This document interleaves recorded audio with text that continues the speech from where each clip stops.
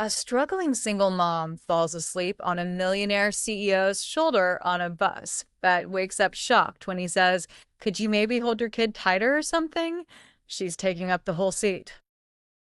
A gruff voice behind Chloe snapped, filled with irritation. Chloe flinched, her arms tightening around the small sleeping bundle against her chest. "I'm sorry," she whispered hoarsely. She's sleeping." Before she could adjust, Emma stirred in her arms and let out a piercing wail, the kind that seemed to echo off every grimy bus window. Chloe's heart sank. The bus driver glanced in the mirror and barked, "Ma'am, can you get her quiet? People are trying to get home in peace." "I'm trying," Chloe pleaded, gently bouncing Emma. The cold from the wintry New York night still clung to her coat. Her hands trembled with exhaustion. It had been a 10-hour shift at the diner, on her feet since sunrise, and now this. "Baby, please," she murmured, close to tears herself. Emma's cries only grew louder. Heads turned, phones were raised, whispers and eye rolls spread like wildfire through the bus. Then a warm, calm voice spoke beside her. "Excuse me, may I try something?" Chloe turned, startled. A man sat across the aisle, mid-30s perhaps, dressed far too well for this late-night bus. A navy wool coat, leather gloves resting on his lap, and eyes that looked kind. He gave a reassuring smile. "I've got nieces," he said. "Sometimes a new pair of arms makes all the difference." Chloe hesitated. Everything in her life had taught her to be cautious, to not rely on others. But Emma was inconsolable, and the judgment was too much. She nodded slowly, brushing a tear from her cheek. Carefully, she handed Emma over. The man took the child as though he'd done it 100 times before, tucking her gently against his chest. He bounced her slowly, whispering something Chloe couldn't hear. Miraculously, Emma's sobs faded to hiccups and then to silence. Chloe stared in disbelief as her daughter curled up, content and safe in a stranger's arms. "She likes you," Chloe murmured. "She's warm and tired, that's all," he replied softly. Chloe's body finally gave out. Her head dipped, heavy with exhaustion, and without realizing, she leaned against the man's shoulder. He didn't move. He didn't speak. He simply adjusted his position, then quietly removed his coat and wrapped it gently around Emma, tucking the fabric so she stayed warm, never drawing attention to himself. It was an act of kindness so simple and so rare that it didn't need words. Chloe slept. When she woke again, it was with a jolt and a panicked gasp. She blinked at the warm fabric around Emma, then looked up to see her daughter still peacefully asleep in the man's arms. "Oh my God," she whispered. "I am so, so sorry. I didn't mean to. I must have." The man smiled, his voice calm as ever. "It's fine. You were exhausted. Anyone would be. If I had a child, I'd hope someone would step up when I couldn't." Chloe didn't know what to say. No one had shown her kindness like that in a long time. Emma stirred, blinking up sleepily. Her tiny voice broke the silence. "You smell like warm," she mumbled before snuggling back into his chest. Jack chuckled. Chloe turned scarlet. "Her name is Emma," Chloe said, half smiling now. "And I'm Jack," he replied, still holding the toddler like she was made of porcelain. "Nice to meet you both." The bus began to slow at Chloe's stop. "This is us," she said reluctantly, reaching for Emma. Jack passed her gently, carefully, making sure the coat stayed wrapped around her. "Thank you," Chloe said, trying to meet his eyes. I don't know what I would have done without you tonight." Jack shrugged modestly. "You'd have figured it out. You're doing great." Chloe stepped off the bus and stood on the sidewalk, watching as it pulled away into the snowy New York night. The windows glowed dimly, and she caught one last glimpse of Jack's profile before he was gone. She held Emma closer, the coat still wrapped around the little girl, and whispered, "We won't see him again, but he was nice, huh?" Emma murmured in her sleep, and for the first time in weeks, Chloe felt a little less alone. The apartment smelled faintly of damp carpet and reheated soup. Chloe pushed the door open with one shoulder, balancing Emma against her hip, a plastic grocery bag swinging from her free hand. The door creaked shut behind her with a familiar groan. Emma whimpered softly, rubbing her eyes. Chloe sat her down gently on the couch, wrapping her in a thin blanket before pulling off her own coat with a sigh. The radiator clinked to life, doing little to fight off the chill. She crossed the room to the small kitchen and stared at the near-empty fridge. She had enough for one more dinner: canned beans, a few slices of bread, half a bottle of apple juice. Payday was still 3 days away, and the landlord's note, red ink and underlined, was still stuck to the fridge. Final notice: rent due. Chloe sat at the table and dropped her face into her hands. She had been applying for second jobs all week, overnight shifts, weekend cleaning gigs, anything that would pay, but no one had called back. Emma had come down with a cough, which meant daycare had sent her home early, twice already. Chloe's hours were cut again at the diner. Her body ached from fatigue, but her mind wouldn't stop racing. Still, despite the whirlwind of stress, a quiet moment surfaced in her memory: the bus, the warmth of someone else's coat around Emma, the steady rhythm of breathing beside her, the rare feeling of not being entirely alone. Jack. She didn't even know his last name. He hadn't asked for hers, but in that moment, when the world had felt too heavy, his shoulder had become her place to rest. She shook her head and sighed. Men like him did not cross into her life. Not really. Not beyond one quiet, fleeting night. 2 days passed. Emma's cough worsened. Chloe gave her warm baths, rubbed her back with ointment, read her books until her voice went hoarse. She drank cold coffee in the mornings and hurried through wet sidewalks to make her shift at the diner, slipping behind the counter before the manager could yell. It was a rainy Wednesday afternoon when it happened. The bell over the door jingled. Chloe was pouring coffee into a chipped mug when she looked up and froze. Jack. He stepped inside, shaking the rain off his coat, scanning the room casually before his eyes met hers. He smiled. "Hello," he said. "Didn't expect to see you again." Chloe nearly dropped the coffee pot. She set it down carefully and wiped her hands on her apron, her heart hammering. I didn't either," she said, forcing a nervous smile. "Small city, I guess." Jack looked around, then back at her. "Busy today?" "Depends on the hour," she replied, voice shaky. "Would you like a table?" "Just coffee," he said. "Black." She nodded and grabbed a mug with fingers that trembled slightly. She poured the coffee and placed it on the counter where he had taken a seat. "Thanks," he said quietly. She nodded again, then turned away, pretending to clean a tray. Jack said nothing more. He just sat there, sipping his coffee, watching her move behind the counter. No questions, no expectations, just presence. And Chloe, though her mind whirled with questions, felt something almost like calm again. The morning air was brittle, the kind that clung to her skin even through the thickest coat. Chloe trudged down the wet sidewalk, her breath fogging in front of her with each step. She was early. Emma had finally slept through most of the night, and Chloe had decided to walk slower, enjoy the rare moment of peace before the grind began. But as she approached the diner, her footsteps slowed. Something hung on the front door, a paper bag. She looked around. No one was in sight. The street was mostly quiet, save for the faint honking of traffic in the distance. Carefully, she stepped up to the door and unhooked the bag from the handle. It was heavier than it looked.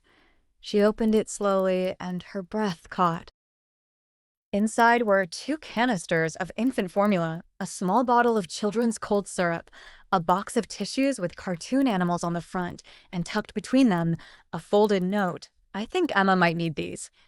Jay." Chloe's fingers tightened around the paper. Her chest ached, unexpected, raw. She hadn't told Jack Emma was sick. She hadn't told him about the formula she could barely afford. Somehow he had noticed, and he had done this quietly, without announcement, without expectation. She carried the bag inside and set it on the counter, staring at it for a long moment. Her hands trembled. Half of her heart swelled with gratitude. The other half clenched with discomfort. Was this kindness or pity? All day, the bag sat behind the counter. Chloe went through her shift as usual, taking orders, wiping tables, refilling coffees. But her mind kept drifting back to it, to Jack, to the way he had not said a word when he saw her working here, the way he had watched. But still, something twisted inside her. When her shift ended, she did not go home. She waited.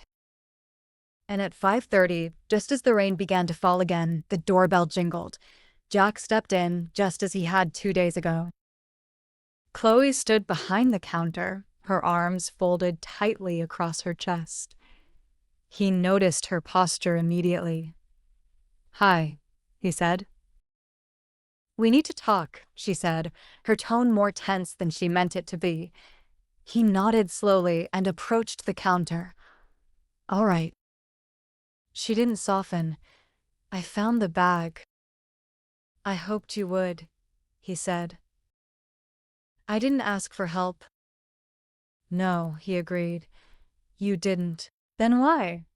Her voice cracked slightly, anger and confusion fighting to surface. "Why would you do that?" "You don't know me." He met her gaze calmly. "Because you're raising a daughter on your own, working double shifts, and still find a way to smile at strangers. Because I saw you on that bus, holding it all together when everything was falling apart." Her throat tightened. "I'm not a charity case," she whispered. "I never said you were," Jack said gently. "Then what am I to you?" He hesitated, choosing his words with care. "You're strong. You're doing something most people would collapse under. I didn't leave that bag because I thought you were weak. I left it because I see how hard you're fighting." Chloe's shoulders dropped slightly. Her eyes stung. "I don't know how to accept things like that," she murmured. "I don't expect you to," Jack replied. "Just know it came without strings. No pity, just respect." She looked at him for a long moment, torn between pride and something deeper. Then she nodded once, barely noticeable, and Jack, sensing she needed no more words, simply smiled and sat at his usual seat without another word. The sun peeked through the bare branches of Central Park, casting a soft golden hue on the sidewalks, still damp from last night's rain. It was colder in the shade, but Chloe had wrapped Emma snugly in her jacket, a small knit hat covering her curls. Jack walked beside them, hands in his coat pockets, matching their pace without rush. Chloe had hesitated when he first asked. Coffee had become familiar, but a weekend walk felt like something more. Still, something in his voice, in the quiet sincerity of his eyes, had convinced her to say yes. They strolled past the playground where children laughed and chased each other, their breath fogging in the air. Emma clung to Chloe's leg for a while, shy, but eventually reached up for Jack's hand. Chloe's breath caught, but Jack simply smiled, adjusting his stride to her tiny steps. They sat on a bench overlooking the duck pond, Emma between them with a biscuit in one hand and her ever-present stuffed rabbit, now frayed and patched, under her arm. Jack leaned back. "You always come here?" "Not often," Chloe said. "Only when I have enough energy to walk instead of taking the subway." He glanced sideways. "You seem more rested today."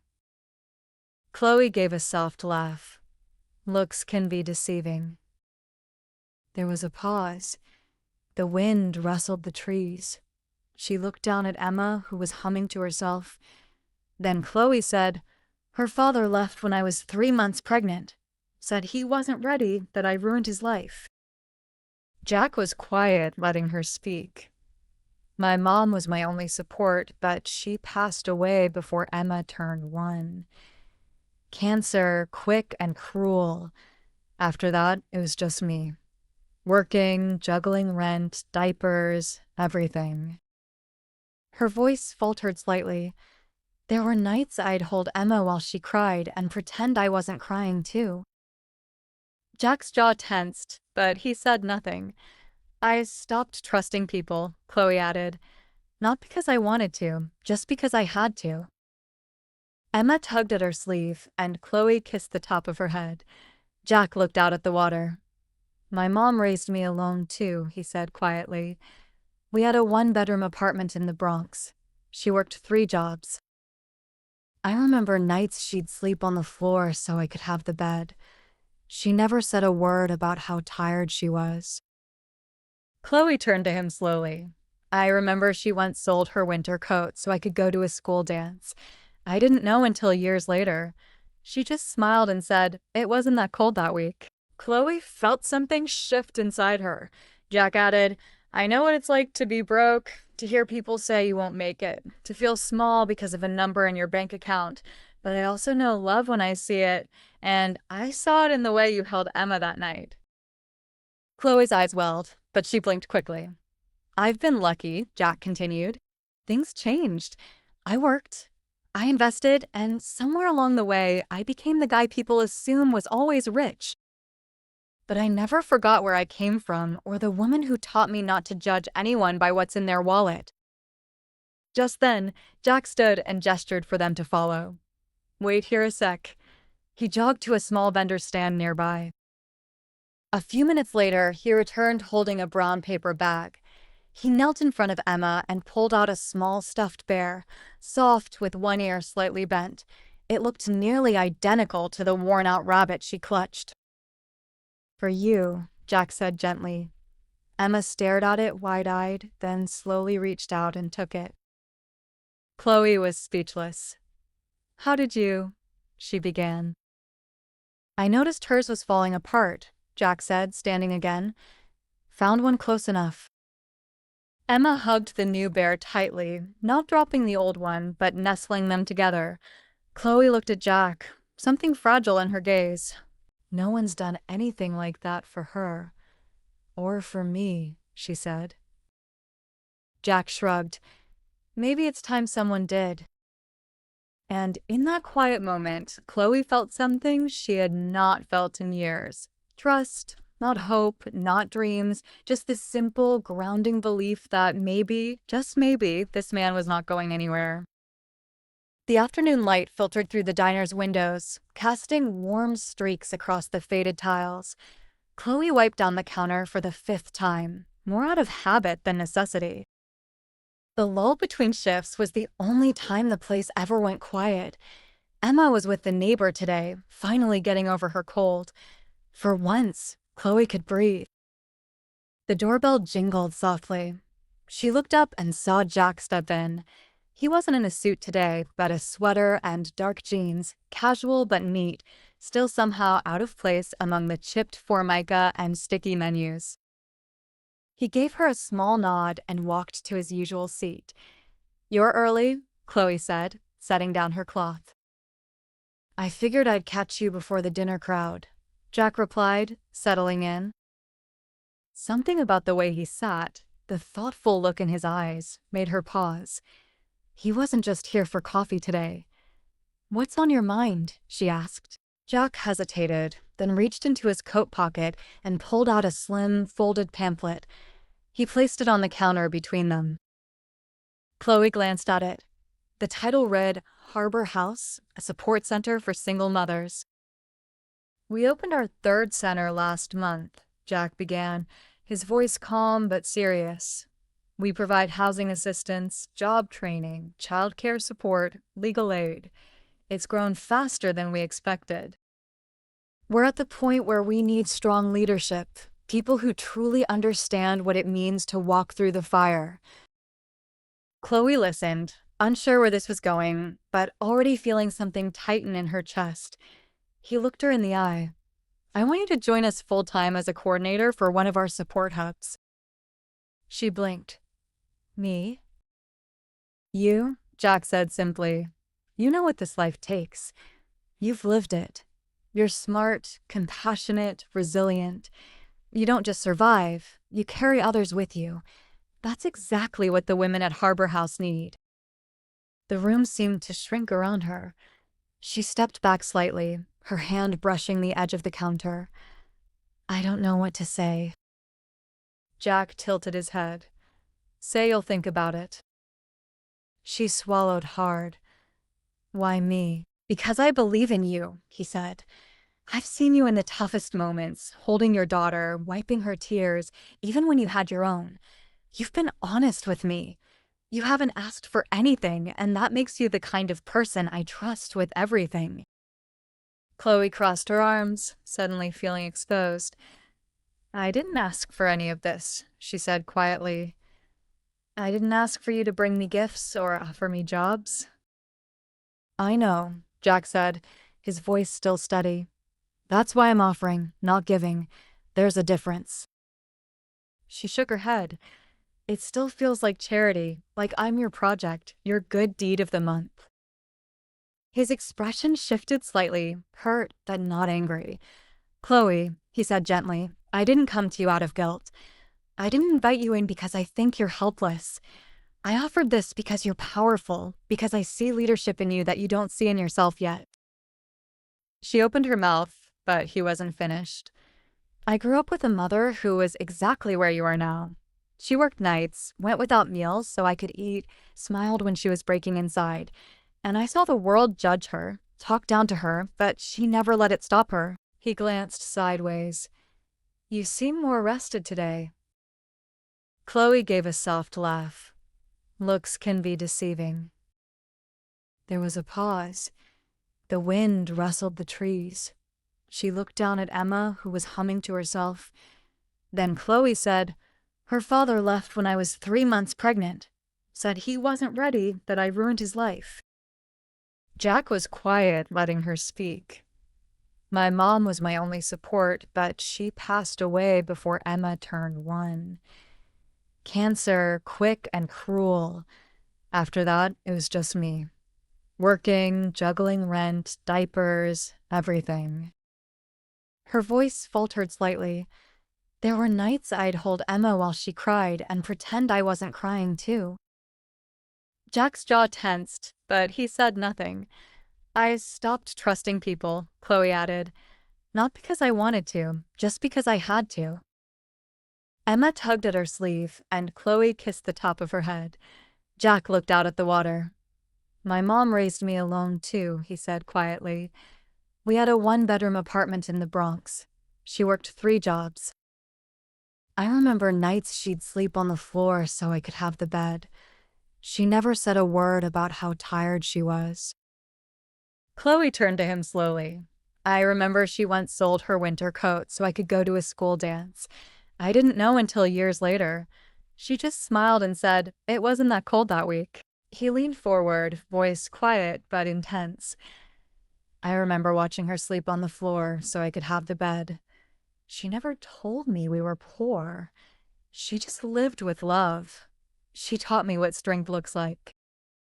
And when I saw you on that bus, tired, carrying your child, still finding the strength to smile, I saw her.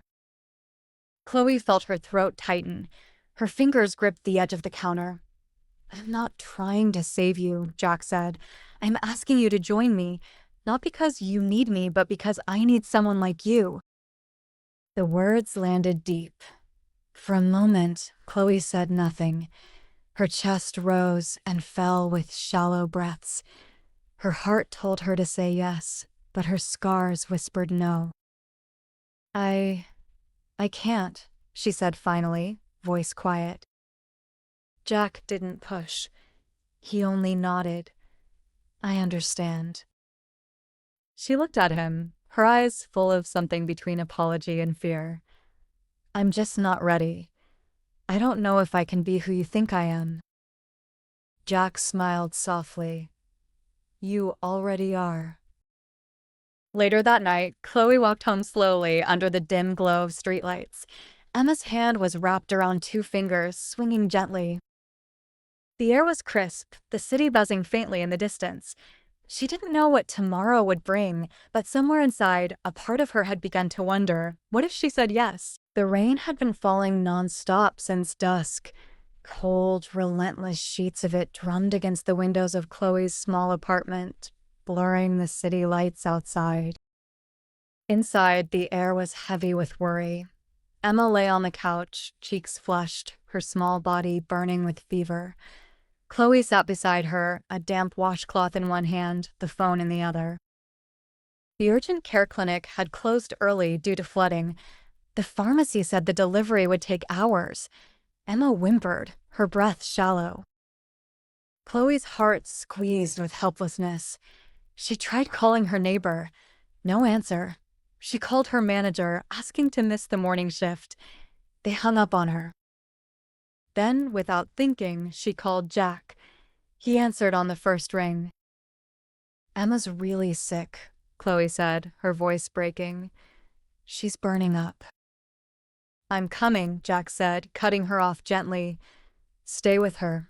I'm on my way." 15 minutes later, there was a knock at the door. Chloe opened it to find Jack soaked from the rain, holding a bag of medicine in one hand and a small pot in the other.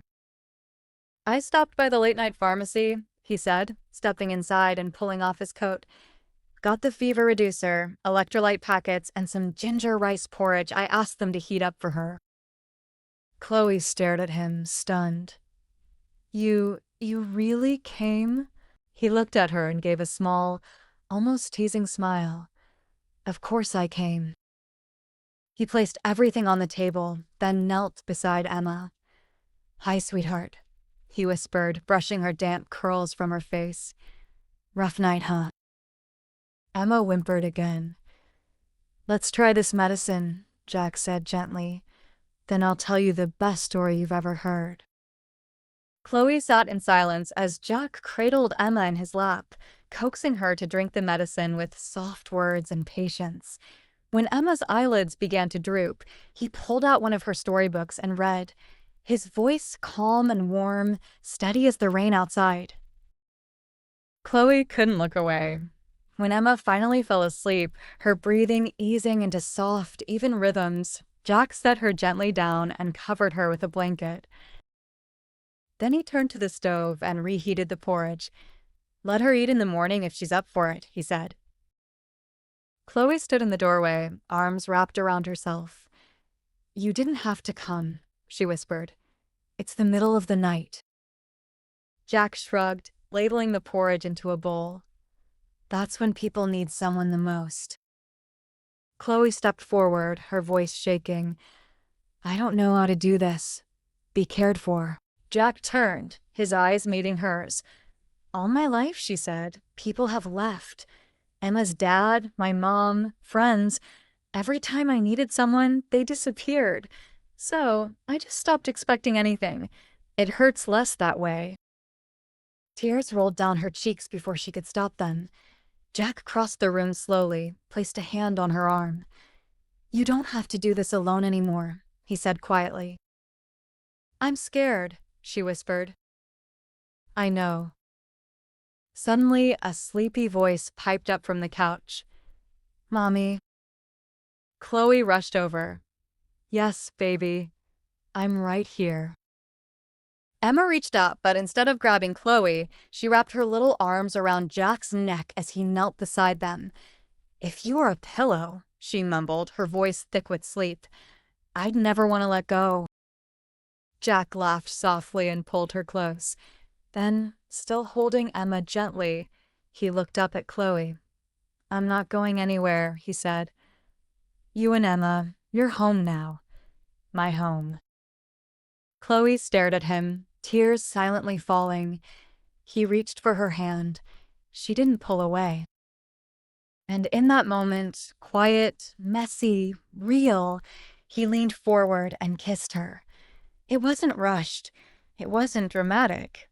It was gentle, sure, and filled with every unsaid word between them. When they pulled apart, Chloe rested her forehead against his, her fingers threading through his. "I don't know how this will work," she whispered. Jack smiled. Then let's figure it out together. Outside, the rain began to ease. Inside, something new had begun, soft and certain, like love that grows slowly but stays. Spring crept into the city slowly, softening the sharp winds and coaxing pale blossoms from the stubborn branches. For the first time in years, Chloe greeted the season with something like hope. She had said yes. Yes to the job, yes to the cause, yes to something bigger than survival. At Harbor House, she found herself surrounded by women who reminded her of her past self, young, tired, afraid. And yet, every day, she stood before them, not as a broken version of herself, but as proof that healing was possible. She helped arrange daycare, trained volunteers, ran workshops on budgeting and single-parent resources. Her days were long and often messy, but they mattered. She came home each night to Emma, who now ran into Jack's arms as naturally as her own. Together, Chloe and Jack launched a new project, an affordable housing development tailored specifically for single mothers, complete with on-site childcare, support staff, and safe outdoor space for children. One afternoon, as they toured the construction site with blueprints in hand and hard hats on their heads, Chloe paused at a sign being painted near the gate. She squinted. Wait, is that what I think it is? Jack smiled, rubbing the back of his neck sheepishly. The sign read, Emma's Place, a new beginning for every mother and child. Chloe's throat tightened. She touched the painted wood gently. For her, she whispered. For both of you, Jack said. But mostly for her, because she's what gave you your strength, and you gave it to me. Tears shimmered in her eyes, but she blinked them away, overwhelmed. Weeks passed. The building neared completion. Chloe flourished in her role, her confidence growing with every decision she made. Jack was always beside her, not to lead, but to support, to trust her judgment, to believe in her when her own faith wavered. Then, one evening, while organizing documents at the office, Chloe accidentally opened an email left on Jack's screen. It was from an international investment firm offering him a multi-million-dollar contract to return as CEO of a tech conglomerate in London, a contract he had declined. The date was from 3 months ago. Chloe froze. Later that night, as they walked home together beneath the soft glow of streetlights, she could not keep it in. You turned down that job, she said quietly. Jack glanced at her, then nodded. I did. It was everything. Money, power, prestige. I know. She stopped walking, facing him. Why? He looked at her, eyes steady. Because I already have everything I want. Chloe's voice cracked. You gave up all that for me. Jack stepped closer. Not for you. Because of you. You showed me what matters. You reminded me that the best investment I could ever make is in people, in home, in love. He cupped her face gently. Because you, Chloe, you are everything. And in the soft silence that followed, she wrapped her arms around him, knowing finally that this love wasn't something she had stumbled into by accident. It was the love she had earned. The love that had found her right when she needed it most. The new Harbor House stood tall and bright beneath the golden afternoon sun, its fresh coat of paint gleaming, windows wide open to let in the early summer breeze. Outside, a crowd gathered under a white canopy tent filled with mothers, children, volunteers, and supporters, each face lit with hope. Chloe stood at the podium, her hair caught gently in the wind, her voice clear and warm as she spoke into the microphone. I used to believe I was invisible, she began, her eyes scanning the crowd. I used to think that because life had been hard, because I was a single mom scraping by, I didn't have value, that I had to survive in the shadows. She paused, glancing down at the front row where Jack sat with Emma in his lap. The little girl waved when their eyes met, making Chloe smile. But then someone reminded me that strength is not silence, that pain does not mean weakness, that motherhood is not a limitation, it's a gift. Applause rippled through the audience. I'm standing here today not as someone who was rescued, but as someone who was reminded of her worth. I now know I have value, and I promise to spend the rest of my life helping others see their own. As the applause grew, Chloe stepped back, blinking away tears. She turned to leave the stage. When Jack stood and walked forward, he took her hand and turned to the crowd. "Before you all go," he said with a nervous laugh, "there's something I need to ask." He dropped to one knee. Gasps and delighted cheers erupted around them. Jack reached into his pocket and pulled out a simple, elegant ring. His voice was steady, but his eyes were filled with emotion. "Chloe, you gave me more than love. You gave me purpose. You gave me Emma. You gave me a future I didn't know I was missing." He looked up at her with a softness that made the world seem to disappear. "You gave me hope, and you gave me a family. Will you marry me?" Chloe's hand flew to her mouth as tears streamed down her cheeks. "Yes," she whispered, nodding. "Yes, Jack, of course." The crowd erupted into cheers as he slid the ring onto her finger and pulled her into an embrace. Emma ran up and wrapped her arms around both of them, squealing, "Now we're a forever family." A few weeks later, they held a small wedding in the very park where Jack had once given Emma her first teddy bear. White chairs lined the green grass, soft music floated on the air, and Chloe wore a simple lace dress that made her glow like morning sunlight. Emma walked ahead of her, proudly scattering petals in a white dress with a pink sash, holding the bouquet as if it were made of gold. Jack stood at the altar with tears already in his eyes. When Chloe reached him, they held hands and whispered their vows, not needing to raise their voices. Their love spoke loudly enough. They kissed to cheers and clapping, and as the sun dipped lower, they wandered into the open field just beyond the ceremony. Chloe, Jack, and Emma sat down on a small plaid blanket beneath a tree. The sky above was painted in streaks of amber, pink, and gold. Jack wrapped his arm around Chloe. Emma curled up between them, her head resting on Chloe's lap. "Do you think sunsets ever get tired?" Emma asked sleepily. Chloe laughed softly.